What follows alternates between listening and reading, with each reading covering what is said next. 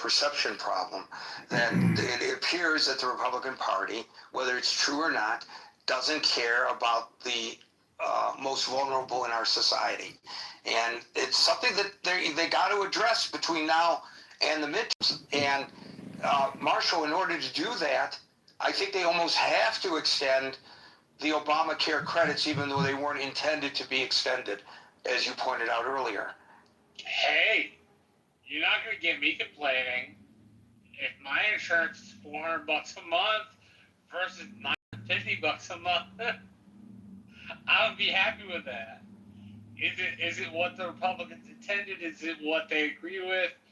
No, not necessarily. But Rez, you were also right about the CRs.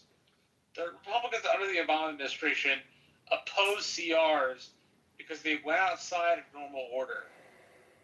And so apparently, when we're now, our CRs are just fine.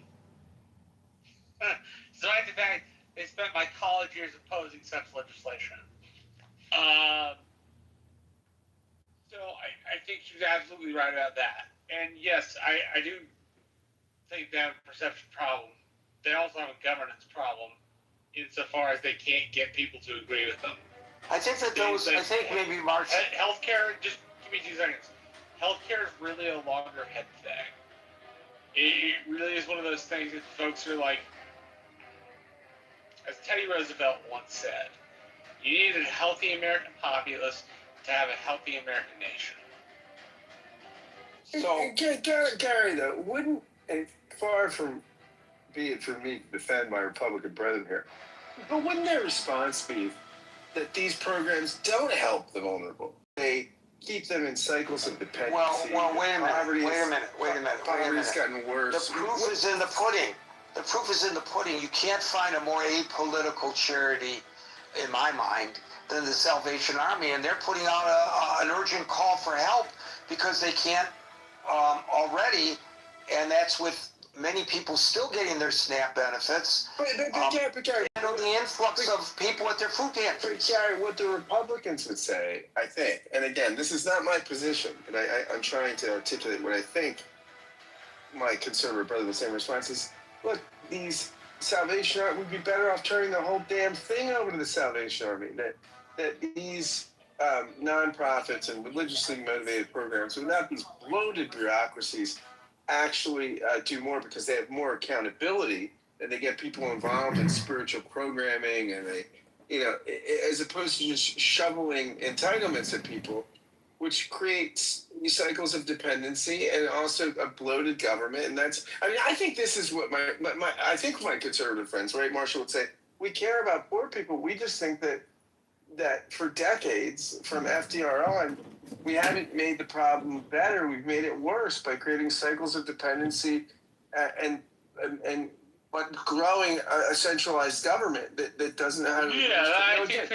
I think these are not my views. These are not my views, but I'm trying to put my opponent's views in what I think are the best light. But as Marshall points out, I would also argue the largest growing portion of the federal budget is federal entitlements. They would also make that point. I don't think you can take Social Security away. I don't think you can take disability insurance away. I don't think you can take Medicare away. But they would argue that you have to pare down. The federal government cannot afford to spend $2.5 trillion and then 10 years later spend $3.5 trillion, which is what it's projected to be. So I think that would be the argument from the Republican side, or at least some of them. I personally am in the camp of you need a mixture. You need nonprofits, you need the government, right? You need the government's a stopgap, and it needs to be there. But as you pointed out earlier, Marshall, the problem the Republicans have is that they do not present an alternative. And I think that in the short run, I understand the angst that many Democrats have over what they see as a defection by members of the Senate that will allow for the Senate probably in the next several hours to put a final vote to a bill that will pass that continuing resolution back to the House. And Mike Johnson has promised us that it will pass the House, and the president could sign it as soon as Friday, and they didn't get what they wanted, the Democrats, with regard to Obamacare. But if the Republicans better be very careful, I think, that if they don't negotiate in good faith with the Democrats for that vote in December, A lot of trouble. right, big troubles for the Republicans come next November, in my opinion. So, okay, we'll see how it all plays out. I'm not ending it sounds like I'm ending the session. I'm not. Folks that are trying to get on the stage, we're past the time where that can be done. I'm just looking at Dulles Airport. We've had Hit the another like button, mishap. subscribe right now, everybody. We This just time involving filed a objections to ground Darren transport LaHood as we vehicle. run to unseat and defeat guess him in the at Dulles, you can 16th get off the district. plane and get 2 into this objections have little also been filed against us, and we have filed an trolley. objection against Paul Nolly, Well, one of Democrat them just candidate crashed. for Illinois 16. Hit the Okay, like button now, Mickey subscribe, followed by leave me a Brent. comment, tell me how your day is going. Ribono shalom gekachin lichtig in dein Oigen. It's a song. Do you want me to sing the Mickey song? No, you do not. Brent followed by William.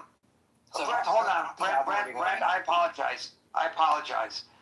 Mickey is back, and Brent, you're at the end of the line. To materialism. He was saying like they just like impose materialism onto the scholastics, and it's like, what? They don't. I wonder if he thinks like Phaser doesn't understand.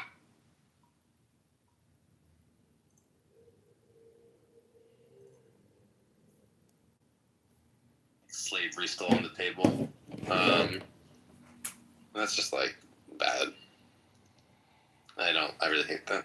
I mean, I just personally, I meet some that are nice and perhaps not very religious, but I just, when I meet like if I look at this app, for example, so many, I would say more of them have pretty extreme beliefs that I'm not comfortable with.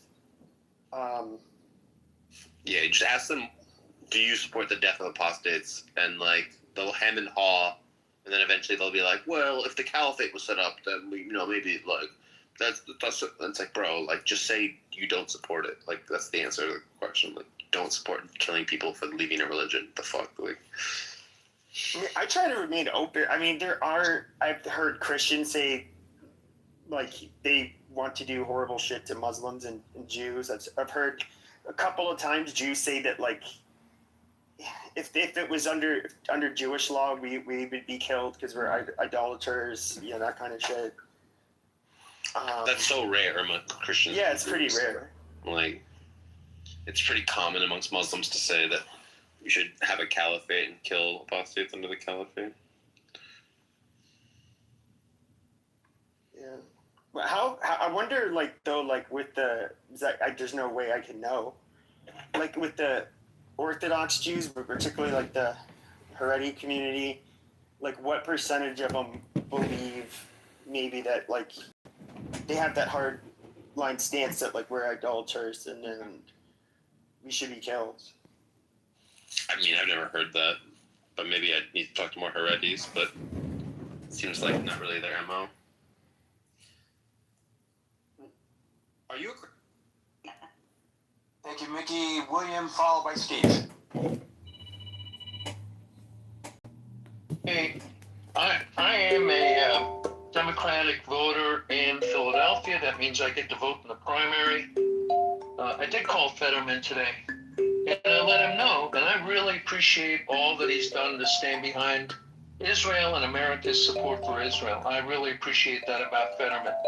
I also let him know that if the ACA credits making the insurance affordable are not available for my children, that not only will I vote against him in the primary, but I will work against him, and I do work in Pennsylvania politics as a volunteer and as an election protection lawyer, and I will do whatever I can to vote against him in the primary, assuming that that's not some kind of monster idiot that's opposing him, but that I I will work against Fetterman if he doesn't get those tax credits back in place.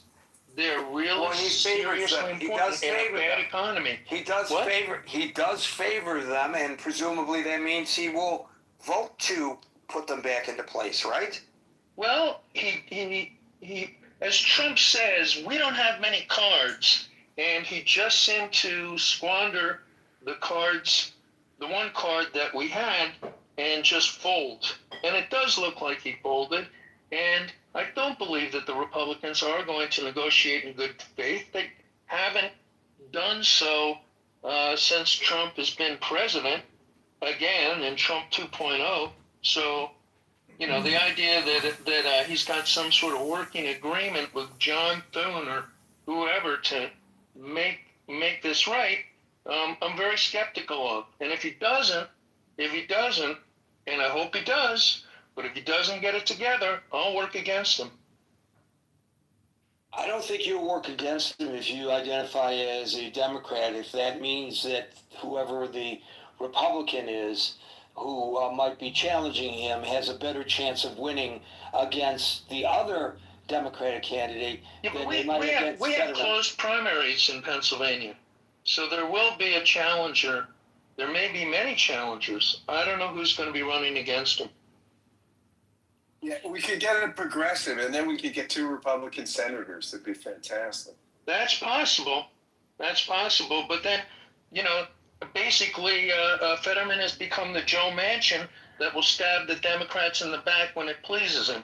Is he stabbing the Democrats in the back? I don't know. If we don't get if we don't get the tax credits back in place, effectively the answer would be yes. Yeah, but I mean, on some level, though, right? At what level do you have to count your losses and say, we went into a battle we couldn't win? I mean, how would we win this battle without? I mean, what was the winning strategy? I mean, what was, because the Republicans, you know, their hearts aren't breaking, nor is their base that people aren't getting their food stamps, because they don't believe in the government should be doing that anyway. So those people. I just think this is a good win.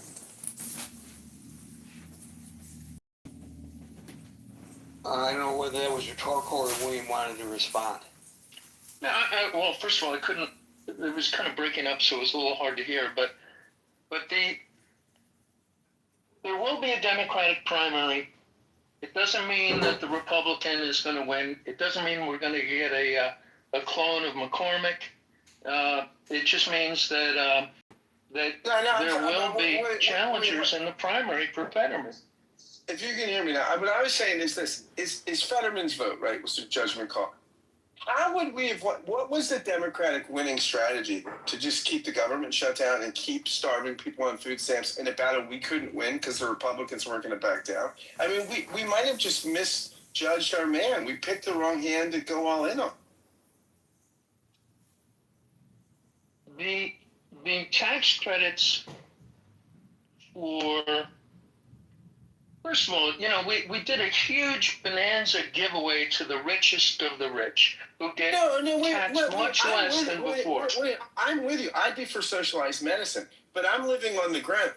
Do you think we could have won this battle with the way the Senate is? I mean, what would be your strategy for winning the battle? We did pretty well with the repudiation of Trumpism in the general election, and you know, the question is how long can you play, and was it really the Democrats that caused the shutdown, or was it the Republicans? I thought that the public was pretty well with the Democrats and attributed the shutdown to the Republicans, but Fetterman folded. So That doesn't mean That doesn't mean that's the truth, though.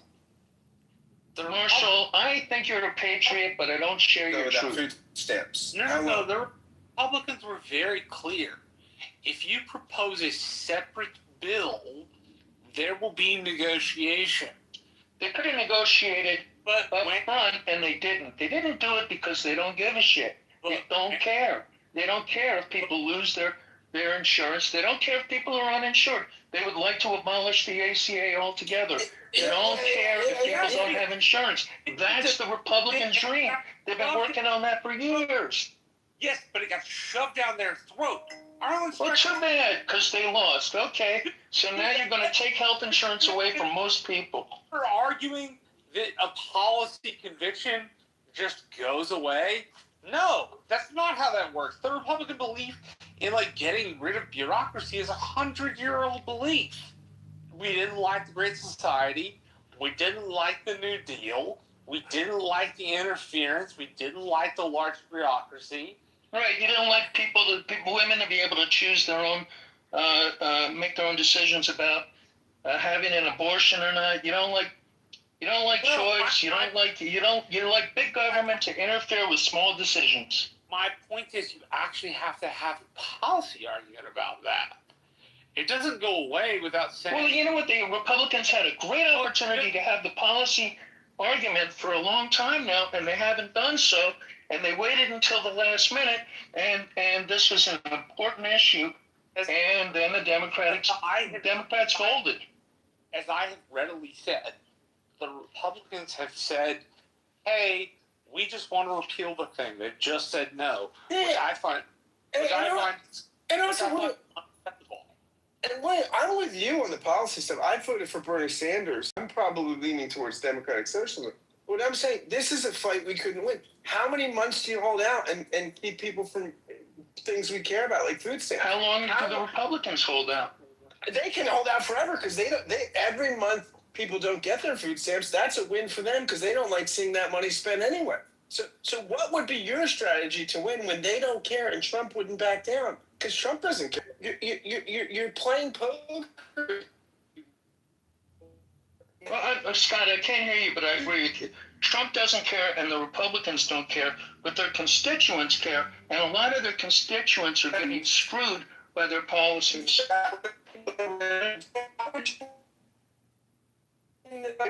Scott, we lost you. Scott, we lost you. You're done. Through. Finis. Back by popular demand, and I see other people have done it as well. I have reposted to the main chat above the conversation between Scott and Dominic about whether Mamdani is the future face or the face of the future Democratic Party. So it's really an interesting discussion between them that I was pleased to moderate. So please feel free to click on that. Also, with regard to the chat, please, no personal attacks. Personal attacks in the chat are subject to removal. Repeat offenders are subject to their being removed. And finally, those that are still trying to get up on the stage, unfortunately, too late. You got to get on before 6 o'clock New York time because Gary has a drop-dead moment that he has to walk out the door to catch his train, and New Jersey Transit will not wait for Gary. William, followed by Steve. Dominic. I've already spoken. I'll look forward to Uncle Steve and Dominic and David. Yeah, Thank you. I know. Steve, Dominic, David, and Brent. Steve.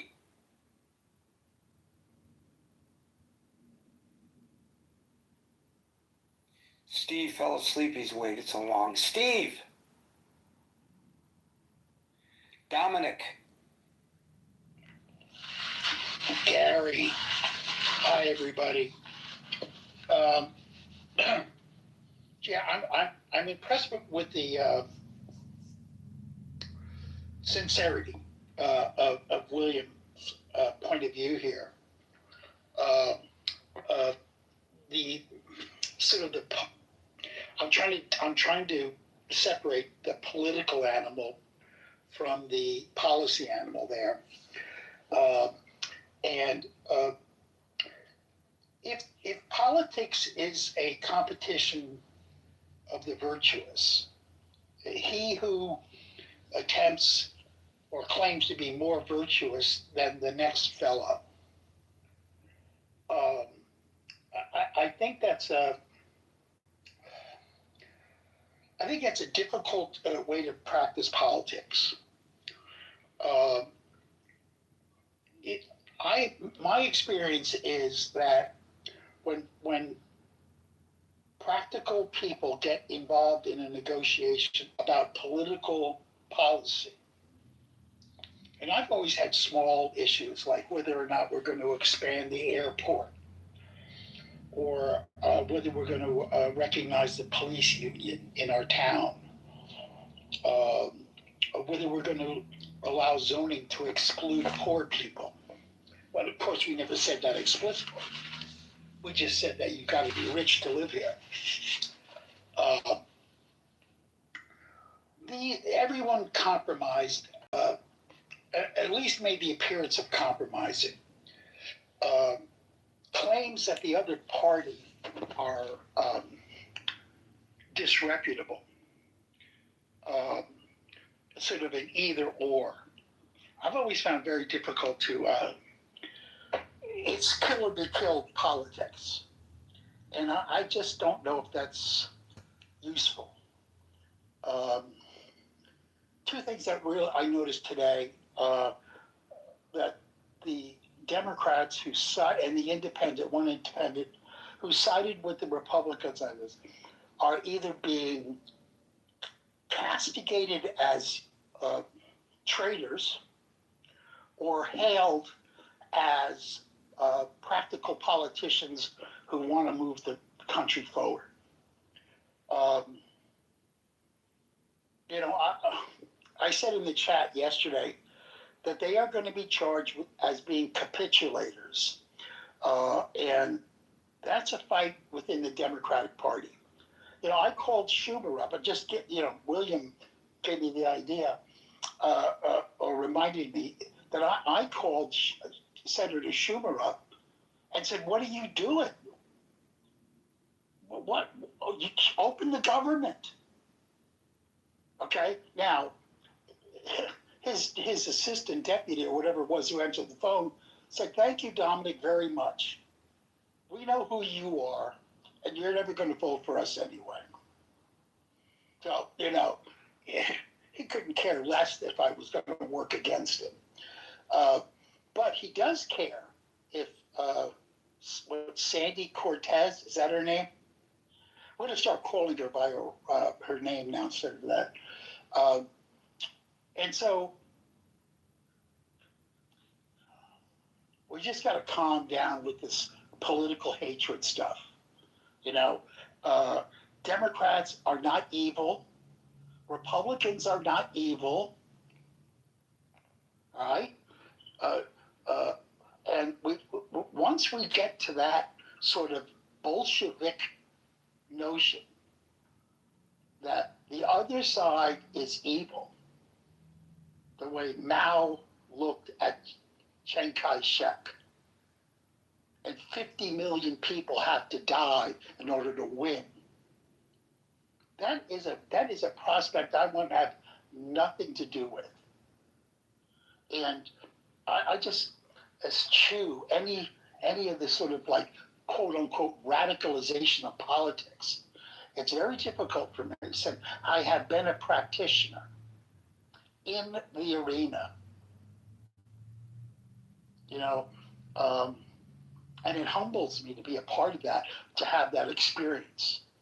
And I know what to do with people who stand before me and accuse me of that they're going to kill me if I don't vote a certain way. I actually had people say that to me. Shrug it off, say, oh, take your best shot. But the fact that someone would actually say that, it's kind of frightening. So the other thing I wanted to point out is today, President Trump met with, I can't pronounce his name, he's the president of Syria, which I think is is the real news of the day. It's an incredible, I don't know what you'll call it, almost magic-like international diplomatic hula hoop or something that Trump has been able to pull off, because Syria was as Russian-controlled as you could get. And Trump has somehow got them to go to the United States. I just want to recognize a good job. Doesn't make me a Trump acolyte, but you gotta, we gotta stop. But it has nothing to do with today's discussion either. That's right. I'm sorry. I just said I'll leave on this note. We got to stop the kill or be killed idea about politics. Well, there are perceptions. We've been discussing a lot about perceptions, Dominic, and I've raised I've not said Republicans are all jerks or cold fish who don't care about poor people. I said the way that this is being managed by the Republicans gives the perception that they don't care, and that's a problem that they will have in the next election, to which Marshall agrees, especially if they can't come to terms on Obamacare. Now, Anson points out in text, Obamacare is not really for poor people. It's for middle-class people who otherwise can't afford health insurance. And that it's a misstatement to say that it's ignoring the concerns of poor people. So I answered in the text with a question, does that put us at a tipping point where you don't have to be poor to not be able to afford health insurance? Is that where we are in this country? Is that an indication of a shrinking and less economically viable middle class? It would seem that argument to the concerns about Obamacare being for poor people, maybe we have to redefine poor or levels of poorness. I don't want to see anybody who's working full time be considered middle class, and the middle class dream is it the middle class dream of a house and a driveway with 2 cars in the driveway? Isn't that supposed to be middle class? A chicken in every pot. Voter. Right, a chicken in every pot. I mean, so maybe we have to. Well, please allow me to finish, Marshall. Maybe if Anson's observations are correct in his admonishment, perhaps we need to have to redefine what is the middle class, or does it even exist as we have known it growing up? There may be a quantum change going on in our society right in front of us. As far as I'm concerned, I don't care how you label the person. If he or she cannot afford to buy health insurance, and I think it's worse for than the people in the middle class than it is for poor people, because poor people can apply for whatever their state version of Medicaid is. So if I'm making, depending on where I am, and it changes from locale to locale, but if I'm making like $20,000 a year or $23,000 a year, somebody threw out those figures earlier, and I don't qualify for Medicaid, I'm over the limit for Medicaid, but I'm under the limit. I can't afford to buy into the Obamacare because the premiums have gone up. So what? Who cares about you? Can I answer, Karen? Yeah, please. Okay. So my point was the demonization of the. I know what your point was. Okay. So that's where I was coming from. If you want to talk about the specifics of the ACA policy, we have to deal with reality. What percent of ACA enrollments are fraudulent? I don't know anything about how fraudulent they are. I've heard the argument. The only argument that I've heard about, I'm not asking any question. I did not even raise the issue of fraud. I'm presuming that if somebody's working at McDonald's, to use the example that was given earlier, and they cannot afford to buy health insurance on their own, and their employer is not providing them health insurance, they should be able to get into Obamacare without the premiums knocking them out of contention. Okay. Now, is that fraud? If you find out that you got Obamacare and that your deductible is $14,000, what good is the insurance? Nobody is saying that Obamacare is a panacea. There you go. Nobody said it was a panacea. Well, it sounded What do you like mean? that, There Gary. you go. So it's a solution to like eliminate it and start from scratch and let those people hang out to dry, or is a solution to extend it and then find an alternative or repair it? Well, it's somewhere in between. Obviously, it involves reform, which I think my Democratic friends would support. That reform is always a nice Democrat word. We have to reform the policy so that it is not fraudulent in its perception. People perceive the ACA as fraudulent. Well, I haven't heard the argument that there's widespread fraud in the ACA, and I have not heard the argument that that's the reason. The only fraud allegation that I've seen coming from the Republican leadership, and I don't know how this is as fraud, is that people buy into it and then they don't use it. Fraud. I don't get how that's fraud. Where's there this widespread fraud in the ACA? Because the money goes to the states. Okay, the money goes from the federal government to the states that have the exchanges. Yes. That's fraudulent if the enrollee doesn't know that they were enrolled. I don't understand it. I don't understand that. I don't understand your argument. He's saying they're gaming the system with fake enrollees and pocketing the money. That's right. The state is gaming the system with the fake Yes. enrollees? Well, then if you can't trust the states to run the program, do you also trust or not do you also distrust the states to run education? Oh, listen, Gary, I am all for the ACA as long as we all agree that we are going to reform it so that it is not fraudulent. That's all. Okay. I didn't realize that the fraud was the main issue here. I guess it has escaped me. Thank you, Dominic. Steve, are you back? David, followed by Brent. Yeah, Gary, this was a bad deal for the Democrats. They got nothing out of this. They helped unleash a lot of pain on the American people. I believe they had the moral high ground here, and I agree with a lot of the congressmen and women that were against the 8 senators who agreed to end the shutdown. Obviously, Trump was threatening the filibuster, and he would have basically told all those senators, you better, just forget about the filibuster and let's get the government open. They would have lost that way as well. But down the road, the Democrats would have won with the moral high ground with that as well. But let's look at the 8 senators that voted to open up the government. None of them are facing re-election next year. 2 of them are looking at retiring. I believe Durbin and another person.